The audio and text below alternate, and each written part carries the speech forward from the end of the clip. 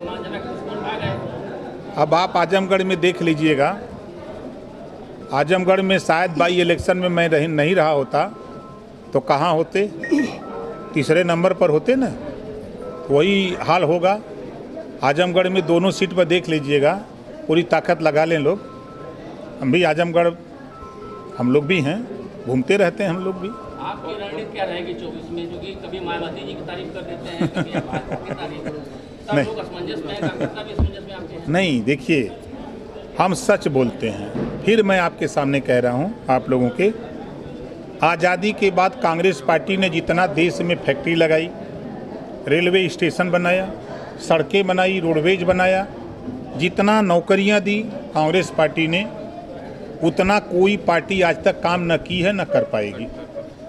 दूसरा, आप अगर लखनऊ के 10-90 पर खड़ा होइए तो लखनऊ को नवाबों की धरती या नवाबों का शहर बना दिया मायावती जी ने। नीचे उतरिए 10 number Gomti river front Akhilesh ji ने शुरू किया। आप आगरा एक्सप्रेसवे पे चलिए तो अखिलेश जी, अब आइए Purvanchal expressway Yogi ji, Bundelkhand expressway Yogi ji, Gorakhpur link मार्ग एक्सप्रेसवे योगी जी। अब इसको कहिए तो लोग कहते हैं कि तो सबकी तारीफें करते हैं। हम सच बोलते हैं, जो काम करता है, जो काम किया है, उस काम को कहते हैं। अमित प्रसाद मौर्य का बयान है कि ओम प्रकाश जी का भरोसा नहीं कि सुबह कहाँ रहेंगे, रात को कहाँ रहेंगे। देखिए, उनका खुद भरोसा नहीं है। एक साइकिल चोर दूसरे को साइकिल चोर कहता है। बहुजन समाज पार्टी में थे, जग जाहिर है, फिर भाग के गए भाजपा में, फिर भाग के गए सपा में।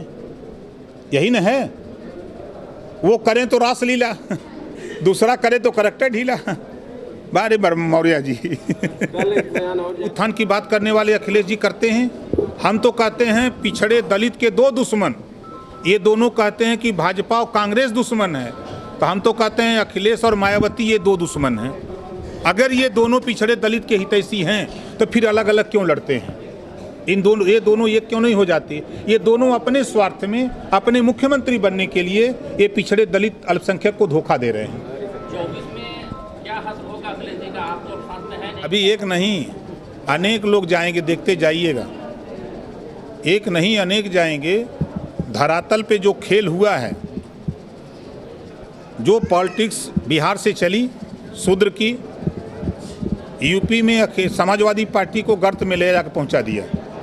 जब उनको समझ में आया कि अब हम डूबने वाले हैं, तब पाबंदी लगी है। तब पाबंदी लगी है। समाजवादी पार्टी के किसी नेता से पूछेगा कि शूद्र पर कुछ बोलिए, वह नहीं, हम गड़बड़, ये बयान हम लोग दिए नहीं थे, अब मुकर जा रहे हैं। अब बात बता दें? नहीं, हम बताएंगे नहीं। जिस तरीके से विधानसभा में देखा गया, अखिलेश जी आपसे बार बार सवाल कर रहे थे, तो क्या आपका भी कुछ है कि समाजवादी पार्टी में अगर अखिलेश यादव जी बुलाते हैं तो आप जाएंगे? देखिए, ऐसा है ना कि हमारी तो खुद की पार्टी है, हमारी खुद है सुहेल देव भारतीय समाज पार्टी है। हम अपनी पार्टी के नीति और सिद्धांत का प्रचार प्रसार करते रहते हैं। हम लड़ाई अपनी खुद लड़ते हैं। ईश्वर, अल्लाह, खुदा उसी की मदद करता है जो खुद अपनी मदद के लिए तैयार होता है। हम अपनी मदद के लिए तैयार कर रहे हैं लोगों को। शिक्षा, स्वास्थ्य, रोजगार, नौकरी, जिसको इस लड़ाई को लड़ना हो आवे, हमारे पीछे खड़ा हो। हम कहाँ मना कर रहे हैं कि मत रहिए, लेकिन ये लड़ाई लड़िए। ये मत लड़िए कि हम आपका हिस्सा लूटेंगे। हिस्सा लूटेंगे तो हम तो तीर लेके खड़े हो जाएं, खबरदार। अच्छा, ये सवाल ये है कि जिस तरीके से राजनीति संभावनाओं से चली जाती है, अभी आपकी नजदीकियाँ कुछ कांग्रेस से भी बढ़ रही हैं, तो क्या ऑप्शन आप लेके चल रहे हैं? अच्छा, कांग्रेस एक पार्टी है ना, राष्ट्रीय पार्टी है, कई स्टेटों में उसकी सरकार है, उसके नेता हैं, तो कांग्रेस का नाम लेना कोई गुनाह है का? कांग्रेस भी है। अरे इस देश में लंबे समय तक कांग्रेस का शासन रहा, इस प्रदेश में शासन रहा है। ये तो सत्ता बदलती रहती है।